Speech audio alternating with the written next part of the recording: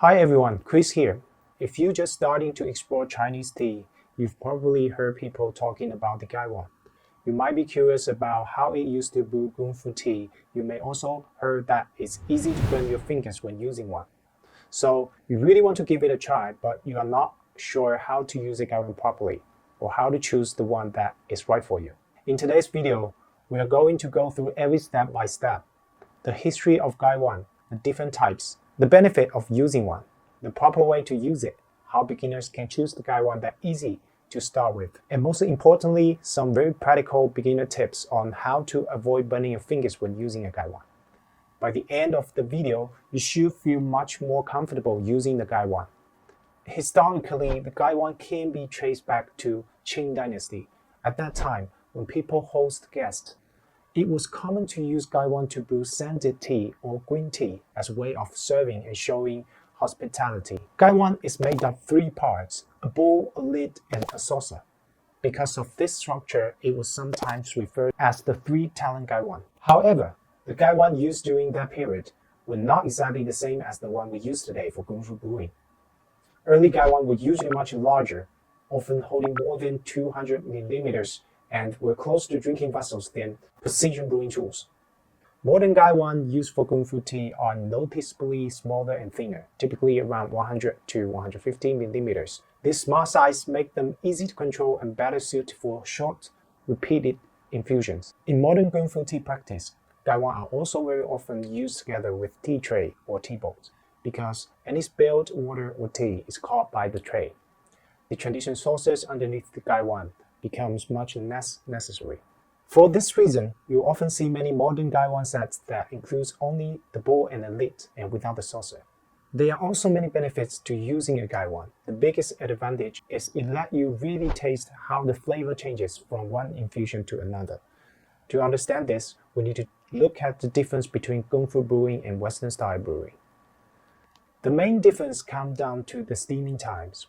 With Gongfu brewing, you use very short steams, but you brew the same tea many times. Western style brewing is almost the opposite. You steam the tea once for a longer time, and most of the flavor ends up in a single cup. Gongfu brewing, on the other hand, that you break one tea into several stages. You taste it infusion by infusion, and that's because different compounds in a tea are released at different speed. Some dissolve almost right away, like lighter, sweeter notes, while others take longer to come through. By adjusting the steaming time for each fusion, you can actually taste how the flavor changes over time. This is why teas with a lot of depth, like oolong, are such a great fit for Gongfu brewing. And this is where the Gaiwan really stands out. It makes pulling out the tea quicker and cleaner. That's why every step stays consistent and doesn't affect the next one. You can also lift the lid and smell the aroma left on it, which gives you a really clear sense of the specific tea fragrances. On top of that, a Gaiwan makes it easy to check the tea leaves after brewing. You can see how they've opened up and get a feel for the quality of the tea and how well it was processed. Now, many beginners don't realize this. The material of Gaiwan actually matters more than you might expect it. Most Gaiwan fall into three main material types. First, white porcelain Gaiwan. This is the one I recommend the most for beginners. Porcelain doesn't absorb flavors and it works well with almost any type of the tea. That makes it very versatile and easy to use when you are just starting out. Next, glass Gaiwan. Glass also doesn't absorb flavors, which is nice, but it does have some clear downsides. Glass conducts heat very quickly, so it's much easier to burn your fingers. And second, it doesn't retain heat very well, which means temperature stability isn't as strong compared to ceramic. Then we have Yixing or other clay Gaiwans. This material usually have excellent heat retentions, which can be great. But because clay is more porous, it tends to absorb aroma and flavor over time. So if you are using a clay Gaiwan, it's best to delegate it to one specific type of tea. If you're new to Gaiwan though, I strongly recommend starting with a porcelain, a ceramic one.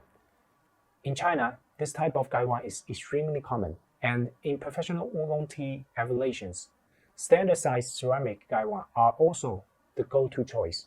So overall, choosing the porcelain Gaiwan is very safe and reliable options. Now, let's move to how to actually use a Gaiwan. Before we get into the hands position, let's quickly talk about the Gongfu tea setup. In Gongfu tea brewing, it really helps to think about the flow of the movement. For example, if you mainly use your right hand, it's usually more comfortable to pour waters with your left hand. And it's best to place your fairness cup or gongdao bei on the right side of the Gaiwan. This creates a smooth, natural brewing flow and make everything feel easier and more controlled.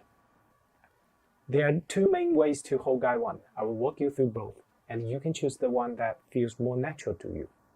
The first method is called three-finger method. This method mainly uses your thumb, middle finger, and index finger. First, don't fill the Gaiwan all the way. About 80 to 90% full is ideal. After pouring in the water, remember to leave a small pulling gap at around the 8 o'clock position. Then, use the thumb and the middle finger to pinch the rim at roughly 6 o'clock and 12 o'clock positions. Place your index finger gently on the top edge of the neat knob. Do not press down too hard. When pulling, rotate your wrist gently and allow the tea to flow out smoothly. Also, make sure you pull all the teas out. Don't leave liquid sitting inside the Gaiwan. A few important reminders about this method.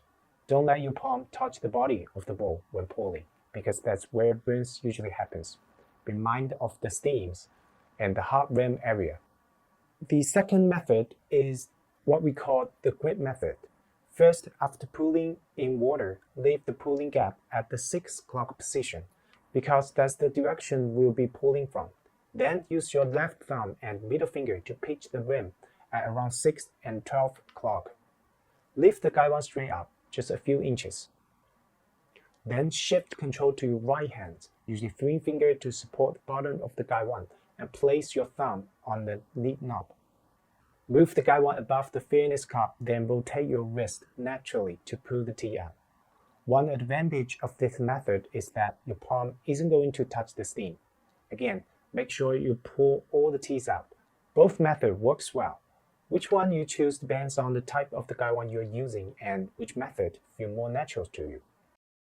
If you are just starting out, pick one method and practice it. And when you practice, it's a good idea to start with the cold water, so you can focus on the movement without worrying about the heat.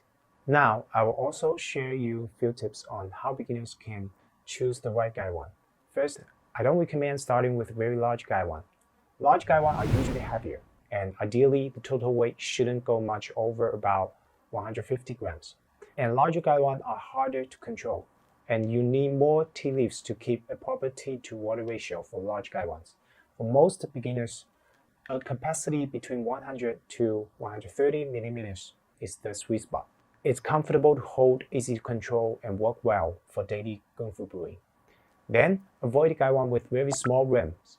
Some Gaiwans on the market are tall and slim, with relatively small rims. It's not that these Gaiwan are bad. You can absolutely choose them if you like the design, but they are usually not the most beginner-friendly. For beginner, a wider rim can be greater. Reduce the risk of burning your fingers. Finally, don't make your first Gaiwan too expensive. Your first Gaiwan doesn't need to be too fancy. You just need to meet your basic daily brewing needs, especially since there's a chance you might get chipped or broken. That's it for today's video. If you are interested in learning more about Gongfu tea or Chinese tea, make sure to subscribe for more videos like this. I will see you in the next one.